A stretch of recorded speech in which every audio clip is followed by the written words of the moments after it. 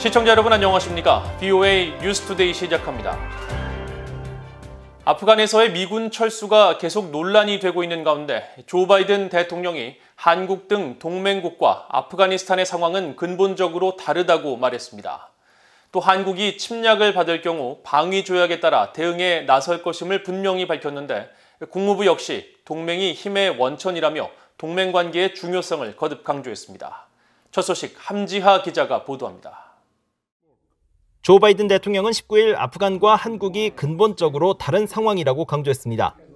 바이든 대통령은 이날 공개된 미국 ABC 방송과의 인터뷰에서 중국이 아프간 사태를 계기로 타이완을 향해 미국에 의지하지 말라고 주장하는 데 대한 질문에 아프간과 타이완, 한국 북대서양 조약기구 나토 사이에는 근본적인 차이가 있다고 말했습니다.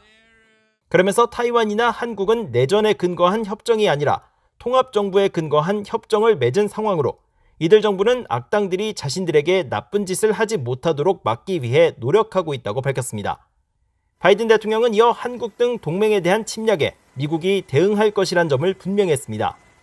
미국은 모든 공약을 지켰고 신성한 조약 5조 결의에 따라 누군가 나토 동맹국들을 침략하거나 행동에 나선다면 대응에 나설 것이며 일본과 한국, 타이완도 마찬가지란 겁니다. 바이든 대통령이 언급한 조약 5조는 나토 헌장 5조를 의미하는 것으로 한 나라에 대한 군사 공격을 회원국 전체에 대한 침략으로 간주해 개별 회원국 혹은 집단으로 대응한다는 내용을 담고 있습니다. 미국과 한국 역시 미한 상호 방위조약 3조에 이 내용을 명시했습니다. 바이든 대통령은 이런 동맹과의 관계를 아프간 상황에 빗대 말하는 것은 비교 자체가 되지 않는다고 말했습니다.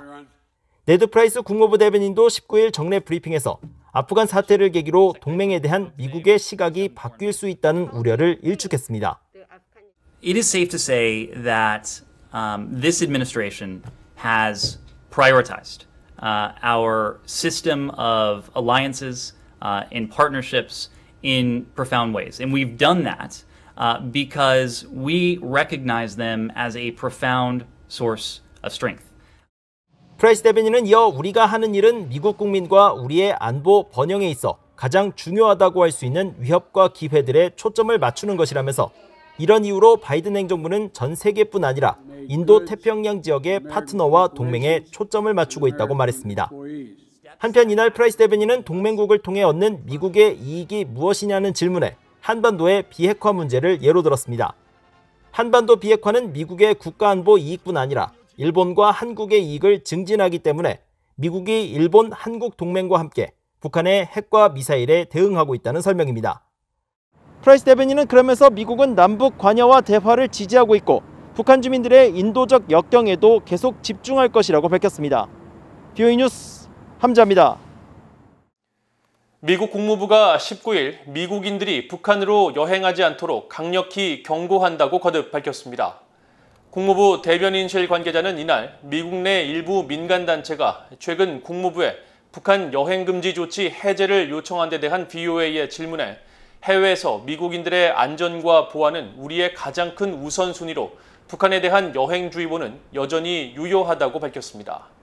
그러면서 북한에서 미국인들이 체포되고 장기 구금될 수 있는 심각한 위험이 지속되고 있어 국무장관이 지난해 미국인들의 북한 방문이나 경유 제한 조치를 재승인했다고 설명했습니다.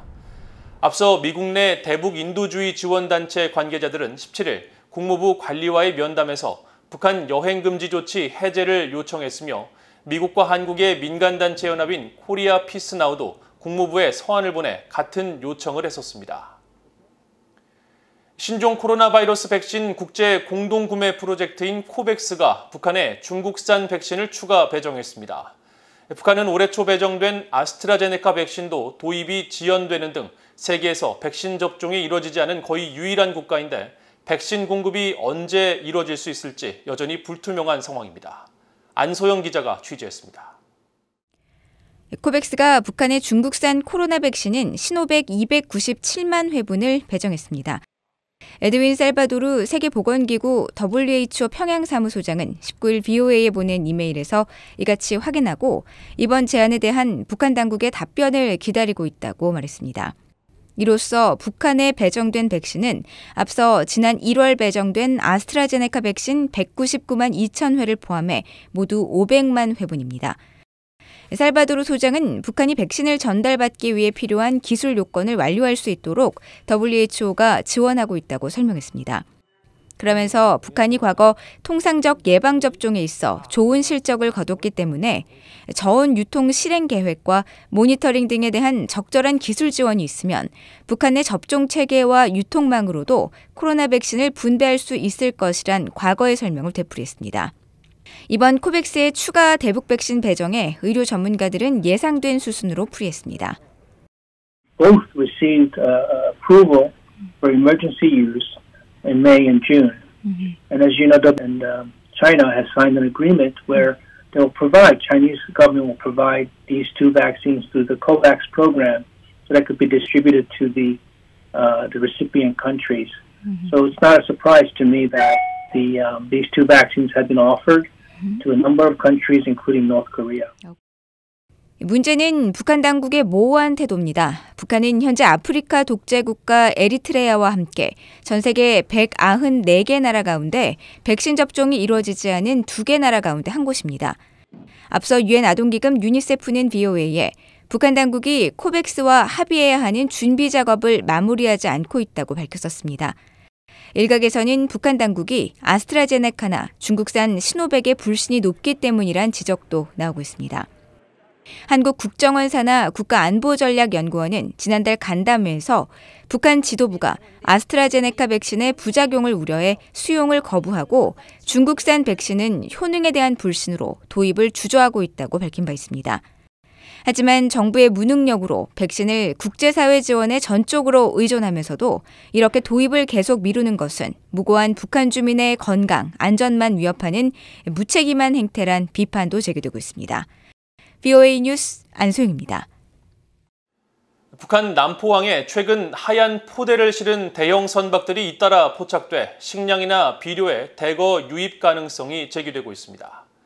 VOA가 지난달 20일 북한 남포항 일대를 촬영한 위성사진을 분석한 결과 약 150m 길이의 선박 적재함에 하얀색 포대로 추정되는 물체들이 가득 차 있었습니다.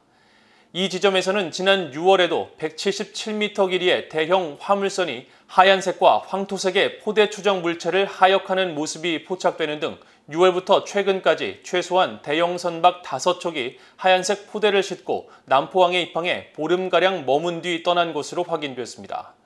미국의 전문가들은 선박들에서 하역된 하얀 포대들이 무엇인지 불투명하지만 쌀과 밀가루 혹은 비료가 포대 형태로 운송되는 점으로 미뤄볼 때 식량이나 비료일 가능성이 큰 것으로 추정했습니다.